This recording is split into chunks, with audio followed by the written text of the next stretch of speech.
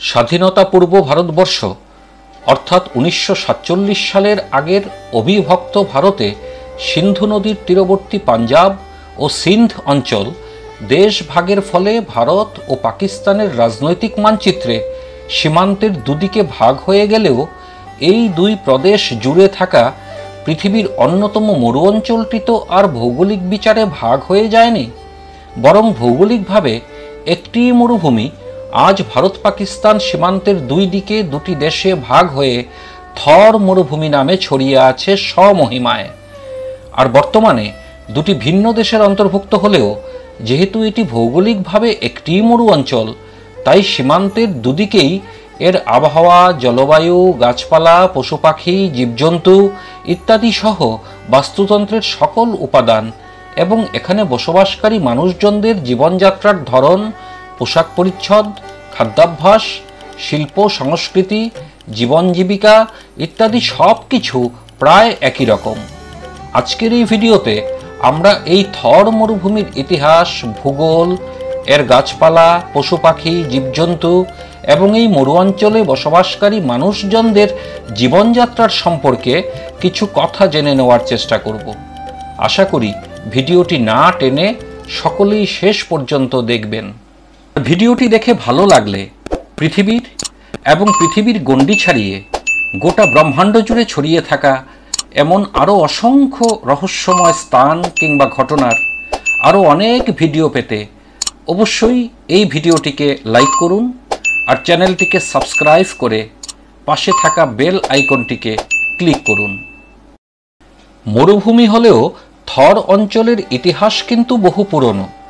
বলা ভালো এই অঞ্চলটি আজ থেকে প্রায় 4500 বছর আগে সিন্ধু নদীর অববাহিকায় গড়ে ওঠা পৃথিবীর অন্যতম প্রাচীন সভ্যতা, যা কিনা সিন্ধু সভ্যতা নামেই বহুল পরিচিত, সেই সুমহান সভ্যতার ঐতিহ্যের উত্তরাধিকারকে বহন করে চলেছে।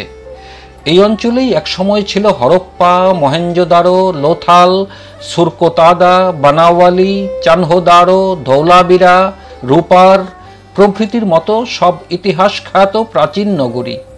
সেই হিসাবে এই অঞ্চলের বাসিন্দারা হলেন মূলত সিন্ধু সভ্যতার সময়ে এখানে বসবাসকারী বিভিন্ন ইন্দো আর্য ও ইন্দো ইরানীয় আর্য গোষ্ঠী সমূহের বংশোদ্ভূত জাতিগোষ্ঠী। এখানে বলে রাখি যে থর মরু অঞ্চলে জনবসতির ঘনত্ব হল প্রতি বর্গ কিলোমিটারে 83 জন, যা কিনা বিশ্বের অন্যান্য যে কোনো মরুভূমির জনবসতির ঘনত্বের চাইতে বেশি। থর মরুভূমির মোট ভৌগোলিক আয়তন প্রায় 2,38,250 বর্গ কিলোমিটার, যার প্রায় 84% এলাকাই হল ভারতে আর বাদবাকি 16% পার্শ্ববর্তী দেশ পাকিস্তানের অন্তর্ভুক্ত। ভারতে মূলত রাজস্থান রাজ্যের পাকিস্তান সীমান্ত সংলগ্ন পশ্চিমাংশ অর্থাৎ মারওয়ার অঞ্চলের জয়সলমের, বাড়মের, বিকানের, জালোর, সিরোহি, যোধপুর প্রভৃতি জেলাগুলো থর মরু অঞ্চলের অন্তর্ভুক্ত, যা কিনা রাজস্থান রাজ্যের মোট ভৌগোলিক আয়তনের প্রায় 40% দখল করে আছে। এছাড়া পার্শ্ববর্তী রাজ্য গুজরাটের কচ্ছ এলাকার রান অঞ্চলও এই মরুভূমিরই অংশ। এমনকি রাজস্থান রাজ্যের সীমানা ছাড়িয়ে প্রতিবেশী পাঞ্জাব ও হরিয়ানা রাজ্যের কিছু অংশেও এই মরু অঞ্চলটি ছড়িয়ে আছে। সীমান্তের অপর দিকে অর্থাৎ পাকিস্তানের পাঞ্জাব ও সিন্ধ প্রদেশ জুড়েও এই মরু অঞ্চলটির বিস্তৃতি আছে। মরুভূমি হওয়ায় এখানে বার্ষিক বৃষ্টিপাতের পরিমাণ খুবই নগণ্য এবং চারদিকের ধুধু বালুরাশিতে কৃষিকাজও তেমনটা হয় না বললেই চলে। তবু কৃষি এই অঞ্চলের বাসিন্দাদের একটি অন্যতম প্রধান জীবিকা। এখানে জিরা চাষ হয় প্রচুর এবং এখানকার জিরা শুধু ভারতের বাজারেই নয়, বিদেশেও রপ্তানি করা হয়। এছাড়া দানাশস্য হিসাবে এখানে মূলত বাজরা, জোয়ার, ভুট্টা, বিভিন্ন রকমের ডাল, তিল, বাদাম, গোয়ার প্রভৃতি খারিফ ফসলের চাষ হয়। তবু এই অঞ্চলের বেশিরভাগ অংশেই কাঁটাযুক্ত এক বিশেষ প্রকারের গুল্ম জাতীয় গাছ, নানা ধরনের ক্যাকটাস ইত্যাদি মরু অঞ্চলের বিভিন্ন ঝোপঝাড় আর বালির ডুন ইত্যাদি ছড়িয়ে আছে।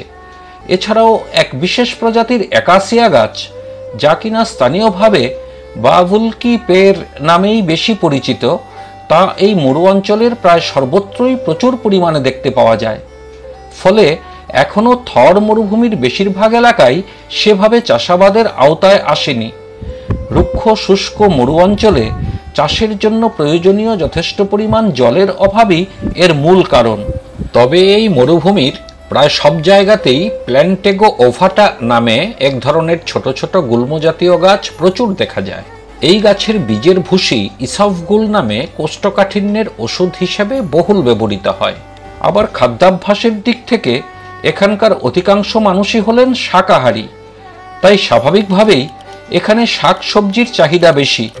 কিন্তু এই অঞ্চলে সেই চাহিদার তুলনায় শাকসবজির উৎপাদন অনেক কম বলে এখানকার মানুষজনকে মূলত পার্শ্ববর্তী রাজ্য গুজরাট, পাঞ্জাব, হরিয়ানা এবং রাজস্থানের পূর্বাঞ্চল অর্থাৎ জয়পুর সহ ধুন্ধারি, শেখাওয়াতি, মেওয়ারি প্রভৃতি এলাকা থেকে আসা শাকসবজির উপরই বেশি নির্ভর করতে হয়।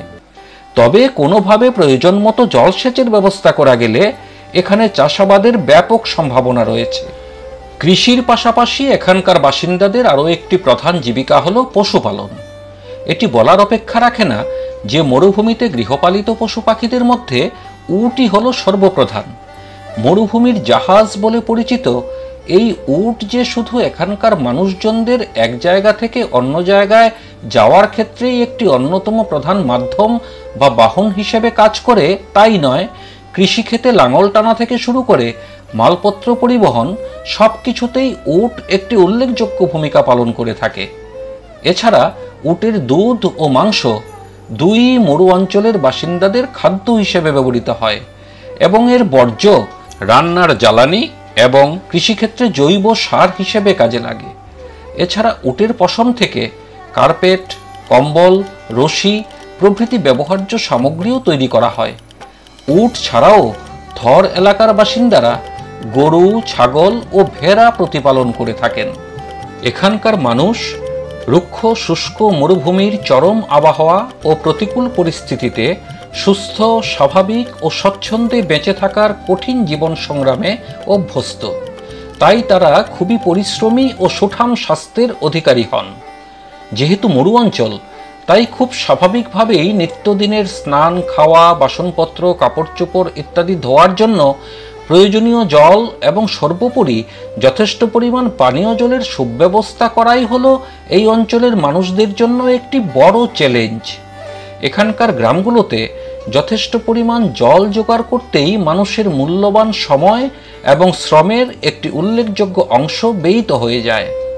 যদিও ইদানিংকালে অপেক্ষাকৃত সহজে জল পেতে বিভিন্ন জনপদগুলোতে বিশাল এলাকা জুড়ে বালিস্তরের বহু গভীরে থাকা ভূগর্ভস্থ জলের প্রাকৃতিক চ্যানেলগুলোকে চিহ্নিত করে উপর থেকে সেই জলস্তর পর্যন্ত সারি সারি গভীর কূপ খনন করা হয় এবং কপিকলে লাগানো রশিতে বাঁধা বড় বড় বালতির মতো পাত্রের সাহায্যে কুয়োর গভীরে সঞ্চিত হওয়া জল টেনে উপরে তোলা হয়।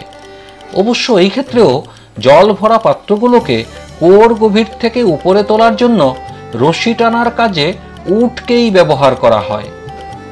সিন্ধি ও মারোয়ারি হলো এই অঞ্চলের দুটি প্রধান ভাষা। এছাড়াও আছেন লান্ধা, থারেলি, ধাকতি, থালি প্রভৃতি বিভিন্ন আঞ্চলিক ভাষাভাষীর মানুষজন। এখানকার লোকেরা অত্যন্ত অতিথিপরায়ণ। এখানকার পরম্পরাগত আতিথেয়তা এবং ঐতিহ্যগত পোশাক পরিচ্ছদ, গ্রামীণ হস্তশিল্প, কুটির শিল্প, কৃষ্টি, সংস্কৃতি, বিশেষ করে লোকসঙ্গীত প্রভৃতি এত বৈচিত্র্যময় আর এমন উচ্চমানের যা কিনা সত্যিই এক আশ্চর্যের বিষয় বই কি।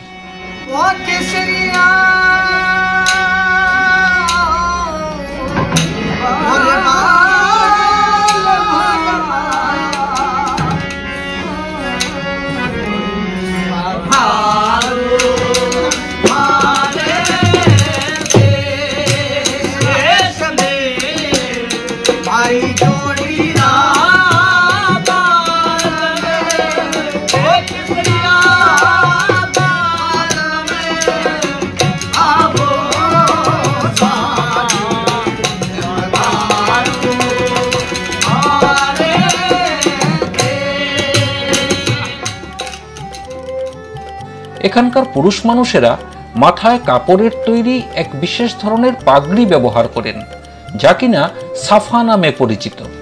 মরুভূমির এক এক অঞ্চলের সাফার ধরন আবার এক এক রকম, যেমন বারমেরি সাফা, যোধপুরি সাফা, জয়সলমেরি সাফা ইত্যাদি। মাথায় এই সাফার ধরন দেখে সহজেই বুঝে নেওয়া যায় যে কে কোন অঞ্চলের বাসিন্দা। এমনকি এই অঞ্চলের গ্রামীণ মানুষজন এখনো তাদের হাতে উৎপাদিত বস্ত্রশিল্পে সুপ্রাচীন সিন্ধু সভ্যতার আজরাক নকশার ছাপ ও এমব্রয়ডারির ঐতিহ্যকে ধরে রেখেছেন। গ্রামীণ এলাকার বাড়িগুলোতে পরম্পরাগত বাস্তুকলা অনুযায়ী নির্মিত বসতঘর এবং রান্নাঘরগুলোতে দেখা যায় এক অনন্য ও অদ্বিতীয় নির্মাণ শৈলী। তাতে থাকে নিজেদের হাতে করা অনুপম সব কারুকার্য, অনবদ্য সব শিল্পকর্ম।